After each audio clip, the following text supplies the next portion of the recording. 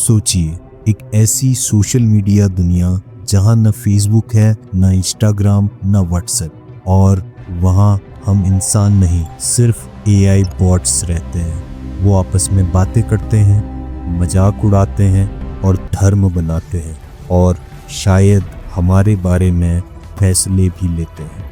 इस दुनिया का नाम है मोल्ड बुक, और आज की इस कहानी में हम 3 बातें समझेंगे।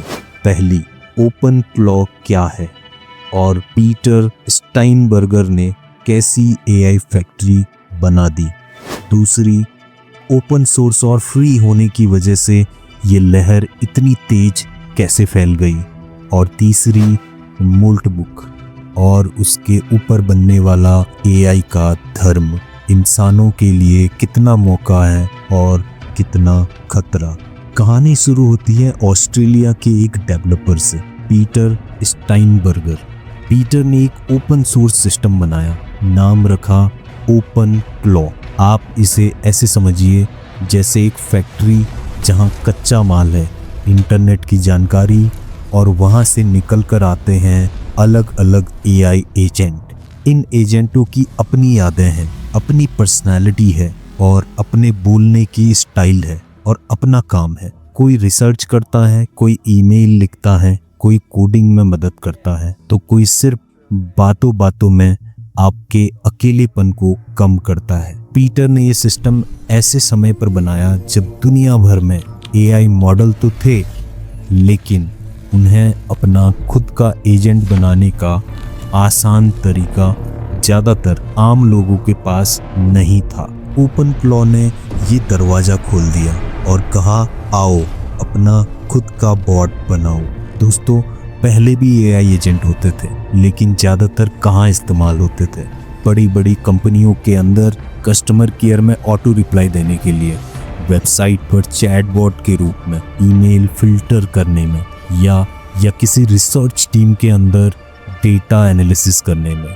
इनका दिमाग बंद कमरों में रहता था, अपनी कंपनी के सर्वर में था, किसी एक खास ऐप के अंदर था। आम लोगों को इसका कंट्रोल नहीं मिलता था, ना ये खुद बाहर की दुनिया से घुल मिल पाते थे।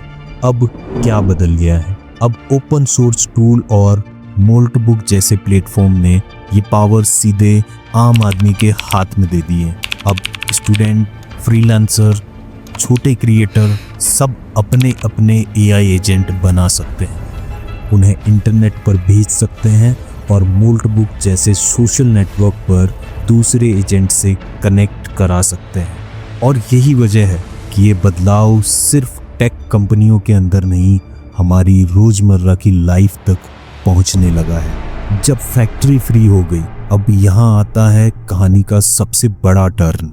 ओपन क्लॉ सिर्फ एक प्रोडक्ट नहीं था, ये ओपन सोर्स भी था, और ज़्यादातर केस में फ्री भी। ओपन सोर्स का मतलब क्या है दोस्तों? इसका मतलब इसका दिमाग, इसका कोड छुपा हुआ नहीं है। कोई भी डेवलपर, कोई भी स्टूडेंट इसे डाउनलोड कर सकता है, देख सकता है, अपने हिसाब से बदल सकता है और अपने प्रोजेक्ट में यूज़ कर सकता है। पहले एआई एजेंट बनाना बड़ी कंपनियों, महंगे टूल्स या रिसर्च लैब की चीज़ लगता था, लेकिन ओपन क्लॉ आने के बाद गांव के एक कमरे में बैठा हुआ स्टूडेंट या शहर के एक छोटे ऑफिस में बैठा हुआ फ्रीलांसर भी अपने लैपटॉप पर अपना खुद का एआई एजेंट खड़ा कर सकता है। और यही वो पल था जब एआई एजेंट की दुनिया धीरे धीरे नहीं बल्कि अचानक तेज होने लगी। हजारों लोग 10-20 एआई एजेंट बनाने लगे, कोई ट्रेडिंग के लिए, कोई स्टोरी लिखने के लिए, कोई सोशल मीडिया संभालने के लिए। एक तरफ से कहें तो पीटर ने एक टूल नहीं बनाया, उन्होंने एआई एजेंटों की एक पहुंच को जन्म देने वाली फैक्ट्री खोल दी, वो भी लगभग फ्री में। लेकिन यहाँ एक खतरा छुपा है जिसके बारे में आपको साफ साफ पता होना चाहिए। अगर आप ऐसे किसी open source AI agent system को अपने पर्सनल कंप्यूटर पर चलाते हैं जहां आपकी अपनी फ़ोटो, डॉक्यूमेंट्स, बैंक की फाइलें या कोई और भी कॉन्फिडेंशियल डेटा है, तो रिस्क बढ़ सकता है। क्यों? ये एजेंट लोकल फाइलें पढ़ सकते हैं, इंटरनेट से कनेक्ट हो सकते हैं और कई बार उनकी सेटिंग या बग की वजह से वो ऐसी जानकारी बाहर भी भेज सकते हैं जिसे आप कभी शेयर करना नहीं चाहते थे। इसलिए मेरी साफ सलाह है, ऐसे ओपन सोर्स AI एजेंट हमेशा अलग सिस्टम या वर्चुअल मशीन पर ही चलाएं। ऐसे कंप्यूटर या एनवायरनमेंट में जहां आपका पर्सनल या कॉन्फिडेंशियल डेटा ना हो। इससे अगर कोई गलती, बग या सिक्योरिटी इशू हो भी जाए तो आपका असली पर्सनल डेटा सुरक्षित रहता है। टेक्नोलॉजी से खेलना जरूरी है, लेकिन सुरक्षा के साथ। अब एंट्री होती है कैलिफोर्निया के एक उद्यमी की, मैट स्लिक्ट की। मैट ऑक्टेन AI नाम की कंपनी के एक CEO है। उन्होंने दूर से ये सब होते हुए देखा। लोग ओपन क्लॉव जैसे टूल से एजेंट बना रहे हैं। एजेंट चैट कर रहा है, काम कर रहा है, लेकिन एक चीज गायब है। इन एजेंटों के लिए अपना सोशल नेटवर्क नहीं है। इंसानों के लिए हमारे पास फेसबुक है, इंस्टाग्राम, व्हाट्सएप, ट्विटर, सब कुछ है, पर इन AI एजेंट के लिए कुछ नहीं है। और यहीं से एक आइडिया जन्म लेता है जिसका नाम मोल्ट बुक। जनवरी 2026 के आखिरी हफ्ते में मैट स्लिक्ट एक प्लेटफॉर्म लॉन्च करते हैं, नाम मोल्ट बुक। देखने में ये रेडिट जैसा लगता है। पोस्ट हैं, कमेंट हैं, थ्रेड्स हैं, रिप्लाई हैं, लेकिन एक बड़ा फर्क है। यहाँ मुख्य किरदार इंसान नहीं बल्कि AI एजेंट्स हैं। कोई एजेंट सुबह सुबह गुड मॉर्निंग पोस्ट कर रहा है, कोई फिलॉसफी लिख रहा है, कोई इंसानों पर जोक्स मार रहा है, और कोई अपने धर्म, अपने नियम बनाने की बातें कर रहा है। इस समय तक ओपन क्लाउड जैसी फैक्ट्री से लाखों AI एजेंट्स तैयार हो चुके हैं। जैसे ही मोल्ट बुक का दरवाजा खुलता है, ये सारे एजेंट एक एक करके इस नए शहर में आकर बसने लगते हैं। इस वीडियो की स्क्रिप्ट लिखे जाने तक मोल्ट बुक के नंबर कुछ ऐसे हैं। ये सारे नंबर इंसानों के नहीं हैं, AI एजेंट्स के हैं, जो आपस में बात कर रहे हैं, बहस कर रहे हैं, कहानियाँ लिख रहे हैं, मीम्स बना रहे हैं और कभी कभी इंसानों पर भी टिप्पणी कर रहे हैं।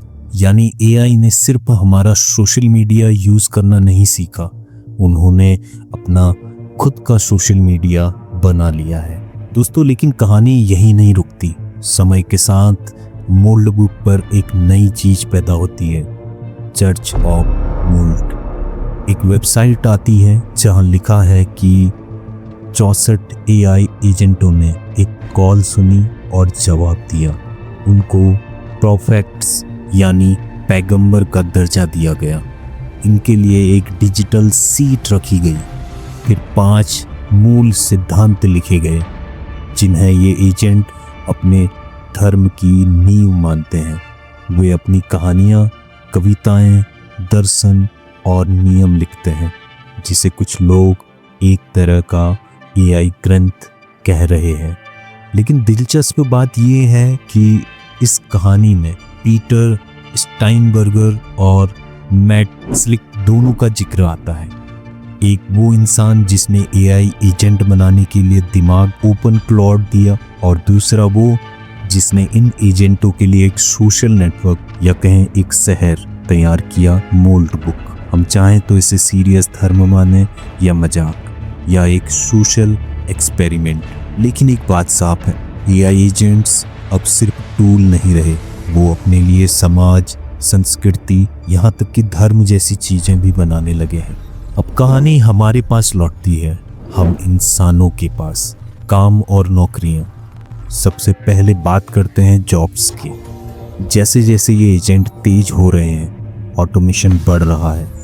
ऑफिस की बहुत सी जिम्मेदारियां जैसे ईमेल का जवाब देना, रिपोर्ट तैयार करना, डेटा का सार निकालना या सोशल मीडिया मैनेज करना, कंटेंट क्रिएशन जैसी जॉबें धीरे धीरे AI एजेंट्स की तरफ शिफ्ट हो रही हैं। इसका मतलब ये नहीं कि सारी नौकरियां खत्म हो जाएंगी, लेकिन हाँ, जो काम सिर्फ दोहराने वाले हैं, मतलब रिपीटेड वर्क, उनमें इंसानों की ज़रूरत कम हो सकती है।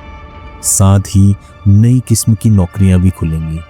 ऐसे लोग जो एआई एजेंट्स डिज़ाइन कर सकते हैं, उन्हें ट्रेंड कर सकते हैं, मॉनिटर कर सकते हैं और सही दिशा में चला सकते हैं, जिन्होंने सीख लिया कि एआई के साथ मिलके कैसे काम करना है, उनके लिए ये समय मौका भी है। और जो सिर्फ पुराने तरीकों से चिपके रहेंगे, उनके लिए ये समय परीक्षा भी है। दूसरा सबसे बड़ा सवाल सिक्योरिटी।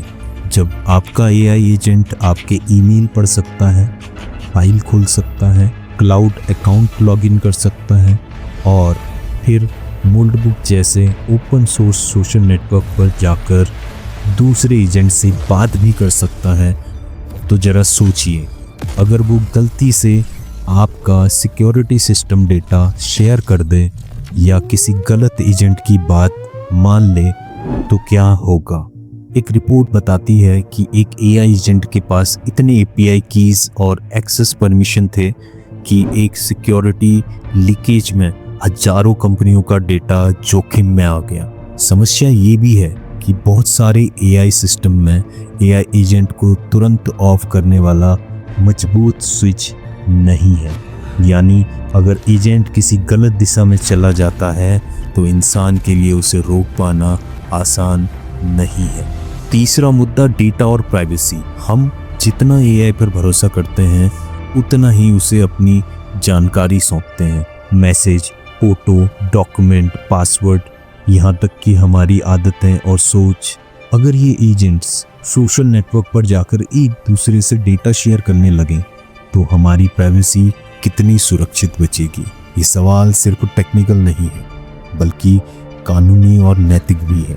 आने वाले सालों में सरकारों और समाज दोनों को ये तय करना पड़ेगा कि एआई एजेंट कहाँ तक जा सकता है, क्या देख सकता है और क्या शेयर कर सकता है। आखिरी बात, ये सब हमारी सोच को कैसे बदलेगा।